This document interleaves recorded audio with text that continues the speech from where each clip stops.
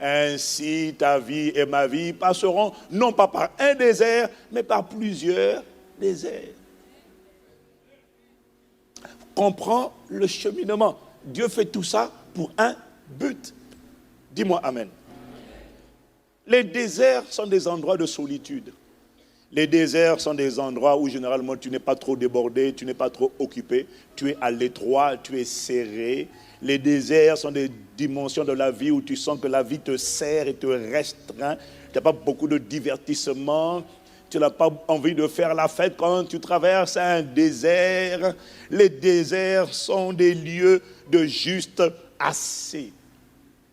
En Égypte, ce n'était pas assez.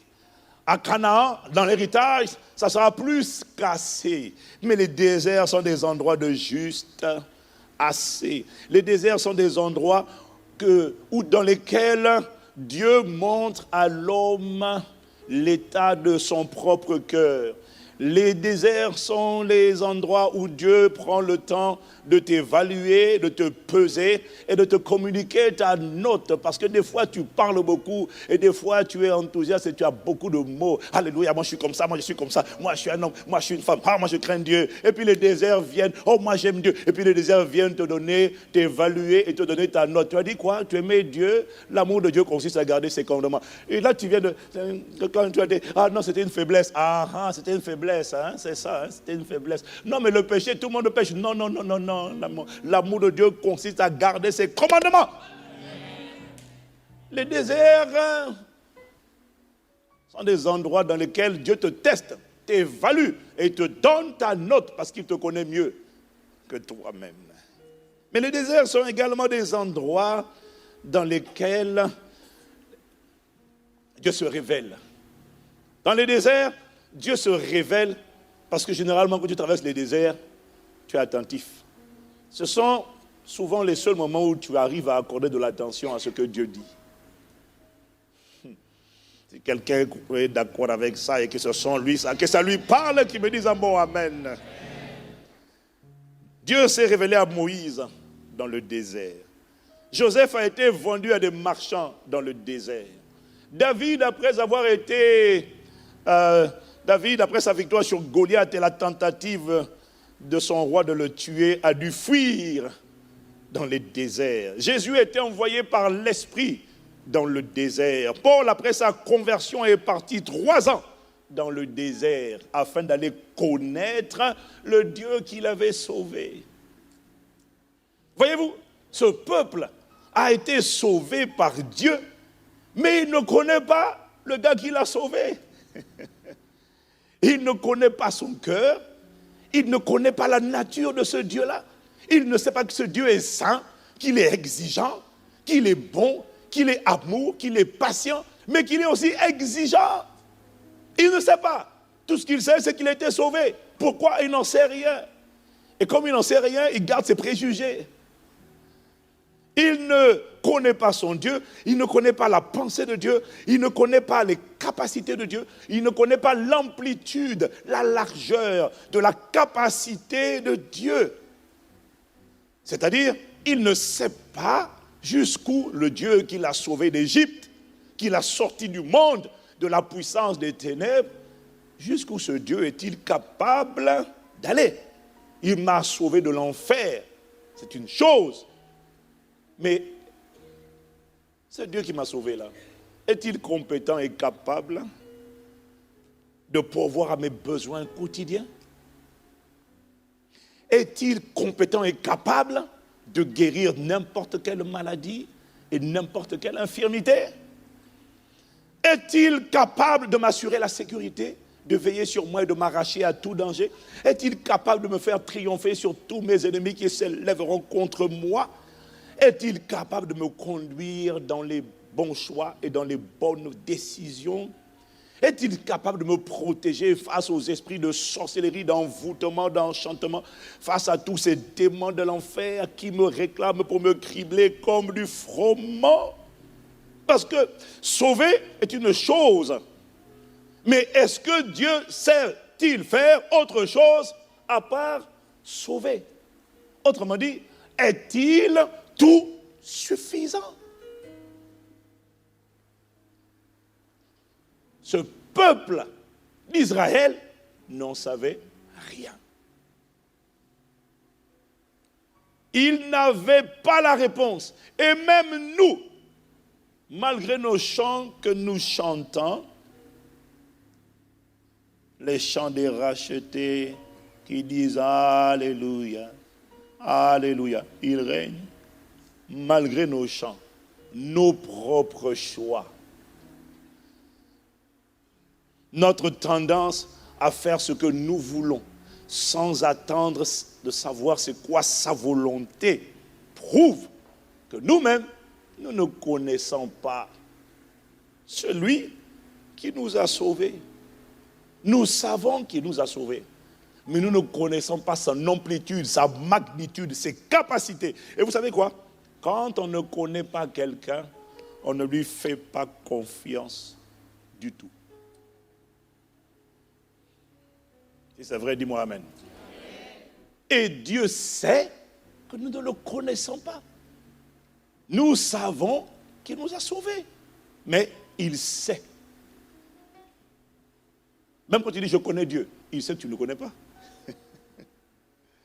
Nous connaissons certaines facettes de Dieu, mais nous en ignorons plusieurs, parce que tant qu'on ne les a pas encore vécues, expérimentées avec lui, on n'a pas vu. Tant que tu n'as pas vu comment Dieu se manifeste dans certaines situations, tu ne le connais pas encore. Tu l'as lu, tu en as entendu parler, mais tu ne le connais pas. Et il sait que tu ne le connais pas. Voilà pourquoi Dieu utilise les déserts pour nous donner des historiques, des records, des enregistrements, pour nous donner des témoignages de ce que Dieu est capable de faire. C'est pour ça qu'il permet les déserts, afin que nous ne le connaissions plus en théorie, mais en vérité. Je suis venu te dire que si tu traverses un désert quelconque, dans un quelconque domaine de ta vie, permets-moi la répétition du quelconque. Je suis venu te dire que si tu traverses un désert dans un domaine quelconque de ta vie, cesse d'angoisser, de paniquer, de stresser. Cherche Dieu parce qu'il y a une facette de lui qui va te montrer à travers ce désert.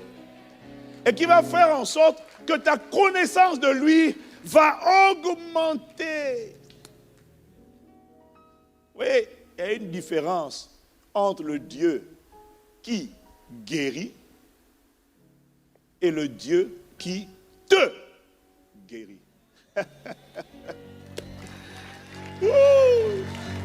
Il y a une grosse différence, mon frère. Le Dieu qui guérit, c'est dans la Bible, c'est ce que tu as lu, c'est ce que tu as entendu. Le Dieu qui te guérit, c'est la connaissance personnelle que tu as eue de lui. Est-ce que quelqu'un me suit? Il y a une différence entre le Dieu, entre la sainteté de Dieu que tu lis dans la Bible et la sainteté de Dieu que tu découvres dans les déserts de la vie. Je me rappelle, c'est mon histoire, on ne dit pas ce genre de choses, mais il faut le dire parce que nous sommes transparents. Dis-moi Amen.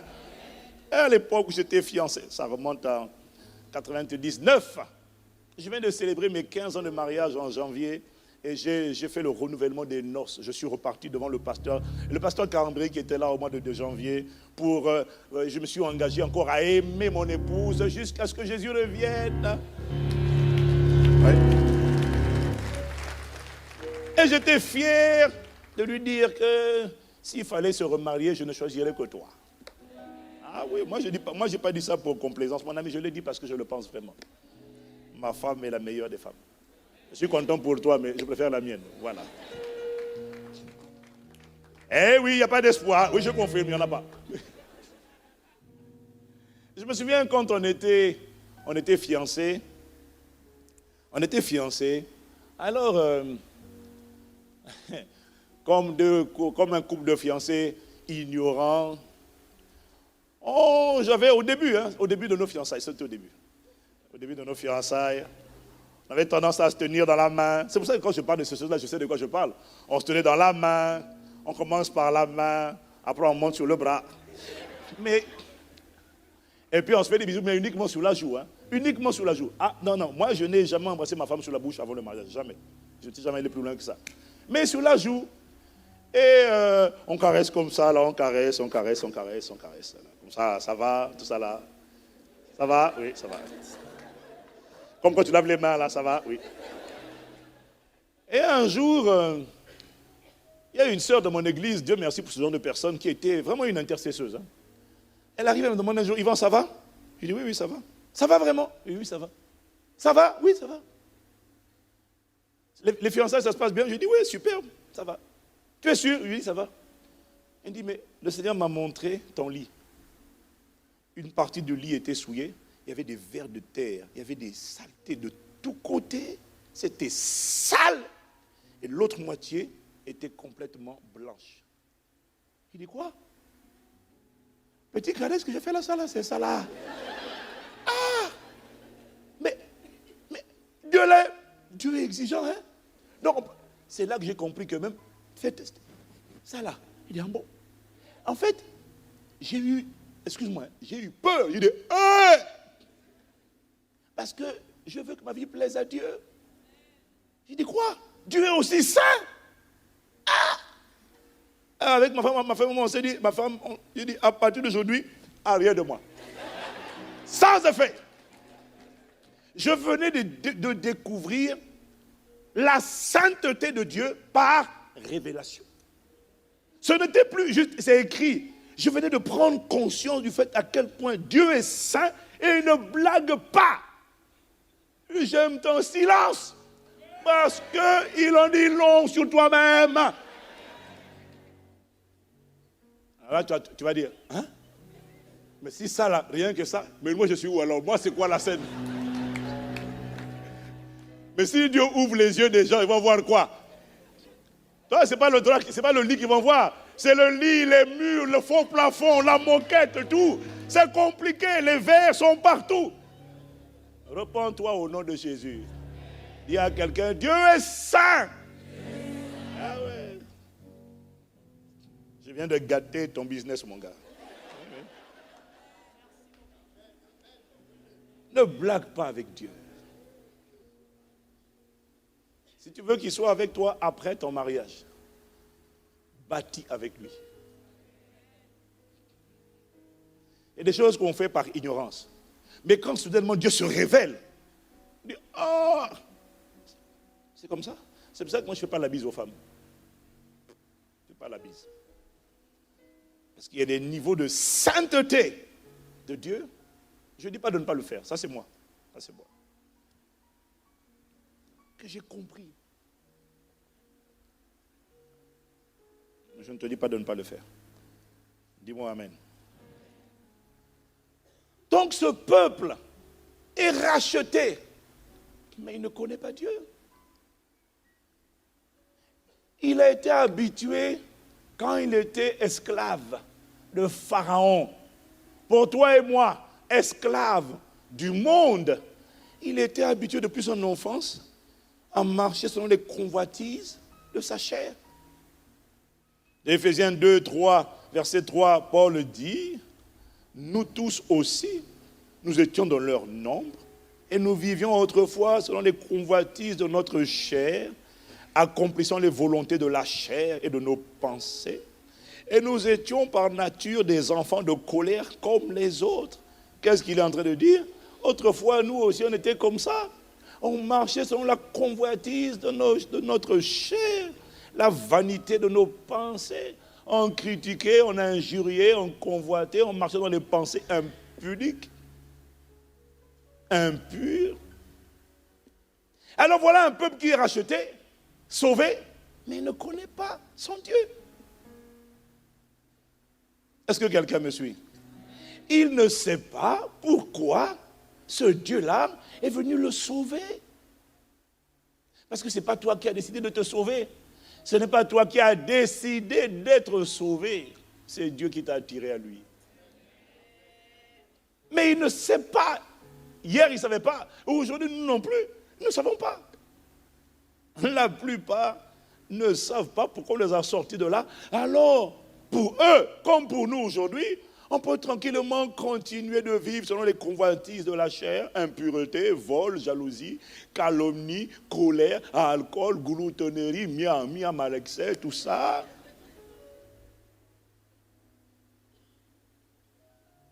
Est-ce que quelqu'un me suit? Parce qu'il est sauvé, mais ce n'est pas pourquoi il est sauvé. Il est juste content de dire, je suis sauvé par la grâce, par la grâce. C'est tout. Il est content. Et quand Dieu vient lui dire, tu seras saint, comme je suis saint, il dit comment? Mais tu m'as sauvé. Mais parce qu'il pense que Dieu l'a sauvé juste pour le sauver. Est-ce que quelqu'un me suit? Alors, c'est dans les déserts que Dieu va permettre toutes sortes de circonstances afin que ce peuple qu'il a sauvé apprenne à connaître ses capacités, à découvrir sa nature, à lui faire confiance. C'est dans les déserts qu'on apprend à faire confiance à Dieu, à croire, à s'abandonner et à lui obéir, parce que je le répète, tu ne peux pas faire confiance et obéir de tout ton cœur à une personne que tu ne connais pas. Et Israël, bien que sauvé, ne faisait pas confiance à Dieu parce qu'il ne le connaissait pas.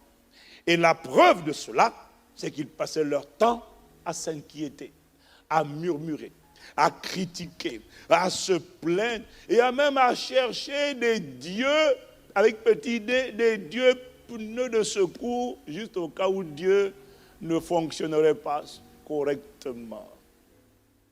Autant d'attitudes que ton voisin parfois a tendance à adopter aujourd'hui, se plaindre, s'inquiéter, s'angoisser, paniquer, critiquer, calomnier, exactement comme le peuple d'Israël, mais qui prouve qu'en fait,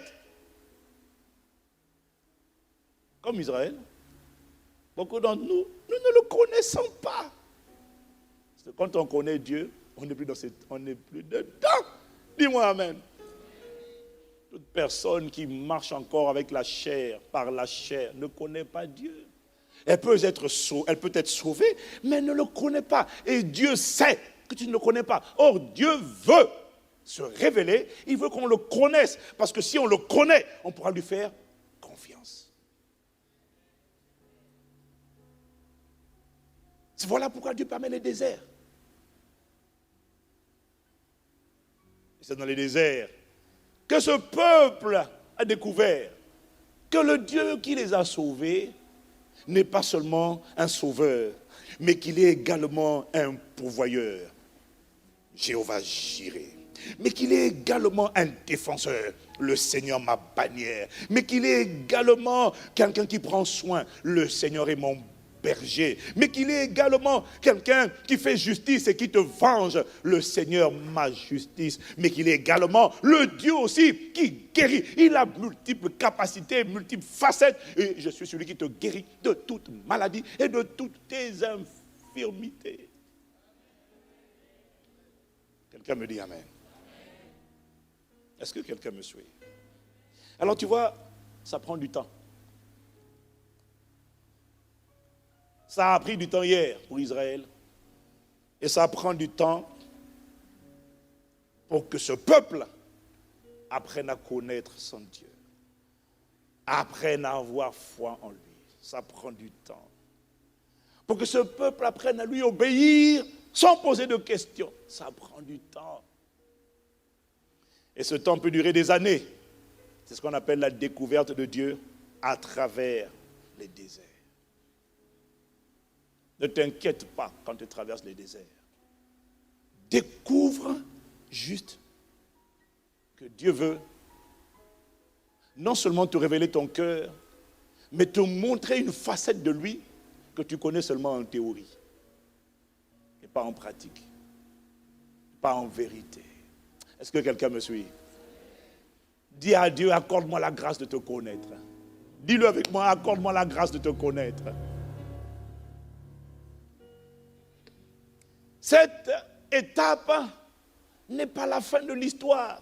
Les déserts ne sont pas le but. Les déserts sont des étapes de la vie. Mais le problème, quand on passe trop de temps dans les déserts et quand on a trop redoublé aux examens d'évaluation du CAPH, le certificat d'aptitude à la possession de l'héritage. Quand les gens ont trop échoué à cet examen de certificat d'aptitude à la possession de l'héritage, ils finissent par croire que la vie chrétienne, c'est une vie de désert. Oh, ça va aujourd'hui? Il y a encore une épreuve. C'est la galère, mais c'est le désert. Petit, c'est le désert. Petite sœur, c'est le désert. Bienvenue dans la vie en Christ. Hein. Ça fait 40 ans que je suis dedans. Ma vie, c'est 40 ans de désert. Et ce genre de personnes finissent par croire que le désert, parce qu'ils ont mis des tentes et qu'ils échouent aux examens, mais le désert n'est pas la finalité. Le désert permet surtout de faire l'expérience de Dieu et de ne plus le connaître en théorie. Mais la durée des déserts dépend totalement de ta capacité à assimiler ce que Dieu veut t'enseigner. On n'est pas obligé de rester toute la vie dans le désert. Regarde-nous. Quelqu'un me dit Amen. Dis-moi Amen. Dis à quelqu'un, ne reste pas longtemps dedans. Chaque fois que tu marches avec les émotions, chaque fois que tu laisses ta chair bombarder ton âme, tu prolonges les déserts. Dieu dit pardonne. Mais toi, tu vas passer ton temps entre le désert et Canaan. Tu vois, les 10 espions, sur les 12, il y en a 10 qui sont allés à Canaan. Ils ont juste fait un tour, ils ne sont pas restés là-bas. Ils sont revenus, après ils ont passé tout le reste de leur vie jusqu'à mourir dans le désert. Que ça ne t'arrive pas au nom de Jésus. Voilà pourquoi il faut mûrir.